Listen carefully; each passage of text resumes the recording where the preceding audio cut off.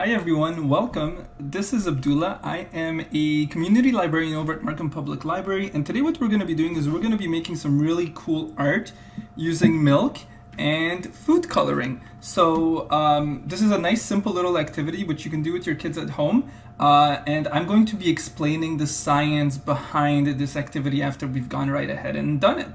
So with that being said, let's go right ahead and get started. So first you're going to need a little bit of food coloring. Generally speaking, the more colors that you have, the better the overall product might look. So as you can see over here, I have a nice simple little pack that you can easily find at any grocery store, and I have myself 4 bottles of food coloring. Okay, on top of that, you're going to need either a bowl or a plate with milk. You're not going to want to fill it up too much, just a thin layer is good enough. So as you can see over here, I have a little bit of milk filled up over here. I'm not going to lift it up too high because then I might make a bit of a mess over here. You're going to need a Q-tip, okay?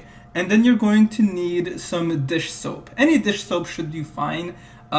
This experiment will work as long as the dish soap is effective in terms of cleaning the dishes. So as long as it can do that, you should be good to go. So with that being said, let's go right ahead and dig in. So we're going to start off simple and then we're going to get a little bit more complex. So what you're going to want to do is take your food coloring. So go right ahead and open that up, and then we're going to start off with the middle. You can sort of play around in terms of where you'd like your food drops to be, but I would recommend you just follow me along the first time around, and then you're more than welcome to sort of experiment how you want to go about doing this activity, okay? So close to the middle, I'm going to go right ahead and pop in a few drops, okay? So that's 3 to 4 drops of the yellow food coloring that I have. Again, the colors don't really matter, but you can go right ahead and experiment with this afterwards yourself. I'm going to take a little bit of green, again, pretty close to the middle. I'm going to go right ahead and pop in 3 drops. Again, I'm trying to keep it even in terms of the number of drops that I'm putting in right now. As you can see, the yellow is really strong and really spreading out. I feel like the bottle was actually a little bit bigger because I feel like a lot more yellow came out than I would have liked it to, but that's okay. Doesn't really matter. Then we're going to go right ahead and add in a bit of red food coloring. So let's go right ahead and do that.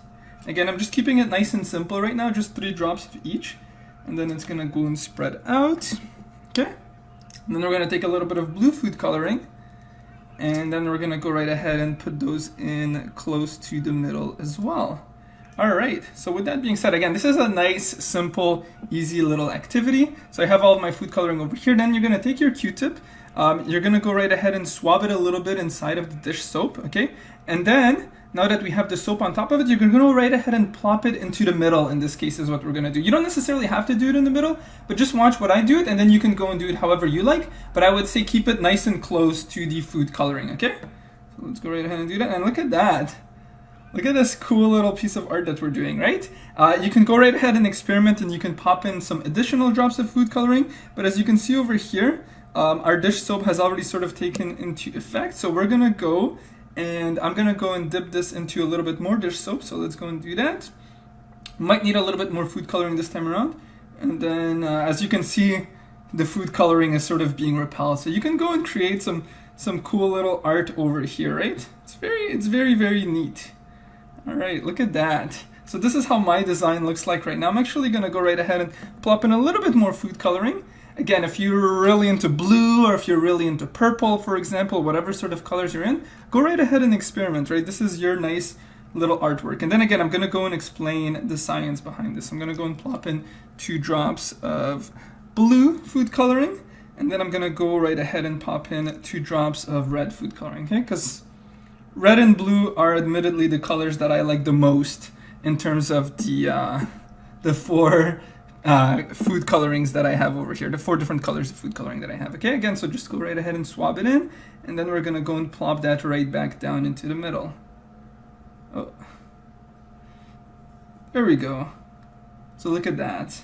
Might have actually been better if I had used the other side because I feel like it's really sort of coated with the food coloring, but yeah, so that's pretty much it. So again, you can make some cool little designs, and I'm actually going to explain the science behind why the food coloring moved away when we plopped in the Q-tip that was covered in dish soap. So what dish soap is really effective for, and actually a lot of different sorts of soaps are really effective for, is that they cling very readily to fat. So if you used whole milk, you would notice that the effect is a little bit stronger, because what happens is that the water within the milk as well as the food coloring itself, they try to disperse and get away from the Q-tip when it has been dipped with the dish soap, and then the dish soap attracts all of the fat within the milk. Again, so if you used whole milk, which has a lot more fat than, let's say, a 1% milk or than skim milk, the effect does tend to be a little bit stronger. Then again, you can sort of play around with it and you can get a variety of cool little designs. So again, very, very neat, very easy to clean up right after,